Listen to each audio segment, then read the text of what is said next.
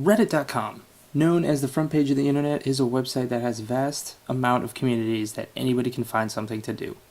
One of those communities is the college football subreddit, where, as you may guess, if you enjoy watching and talking about football, specifically college football, then this may be the subreddit for you.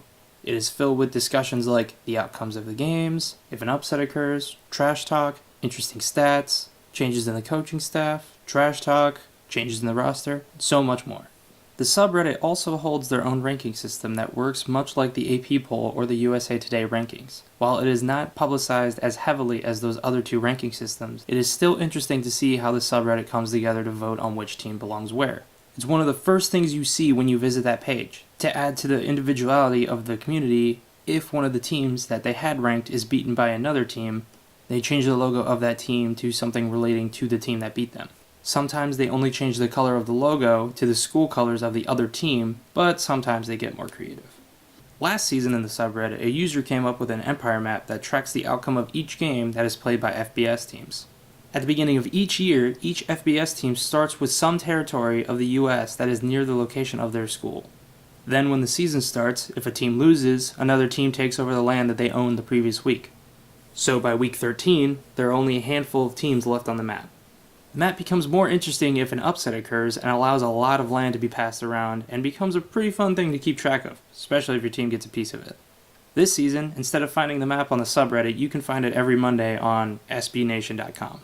I believe that the college football subreddit can provide spreadability throughout its own culture and is able to be spread into others.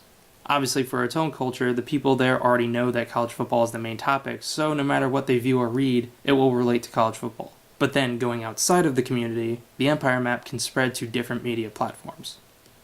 As I said before, the empire map that was started on Reddit by a user, and then now is picked up by another website to run. It gained popularity in the community, and people were able to show others the land exchanges after each game.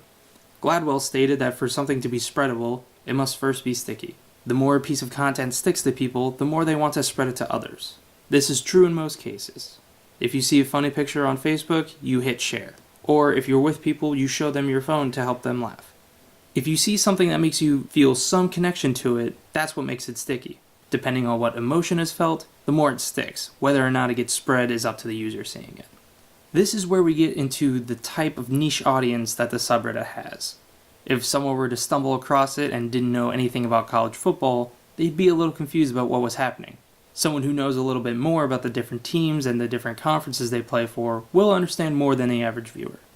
This can also relate to how Reddit uses its niche audience for free labor. The use of free labor throughout the website of Reddit is everywhere. If you are a frequent user in that community, you have the ability to become a moderator to that subreddit and make sure others follow the rules of the subreddit. We see this niche audience on the subreddit because I tried to participate in the voting for the rankings of teams. But when I clicked on the link to try, they needed to know how much karma I had on the website to make sure I wasn't just a troll or someone who didn't know what they were doing that would mess up the vote.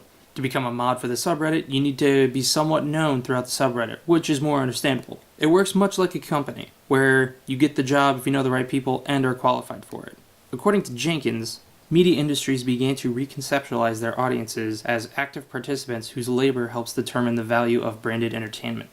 Granted, at this point he is talking about the television industry's audience, but it can be worked into how Reddit as a whole would not be as entertaining within the subreddits if the participation was not there. If there were no moderators, the regular audience would be in shambles. Reposts, offensive jokes, more reposts, it would be chaos without the mods, and overwhelming if it was only one person doing it. Going on from that, in Andrzejewic's article, where he claims that the use of free labor alienates those doing it and exploits them, I disagree. To get some of the pictures you're seeing in this video, I sent a message to the mods. Not one specific message to each mod, but one that they would all receive, and one of them ended up responding. So I appreciate the free labor being done here at Reddit. In conclusion, I believe that the college football subreddit has spreadability within its niche audience and among others. The use of free labor is only done by people who want to do the moderating and are doing a fantastic job. If this is your first time hearing about this subreddit and are interested, I definitely recommend it. Thank you for listening. Have a nice break.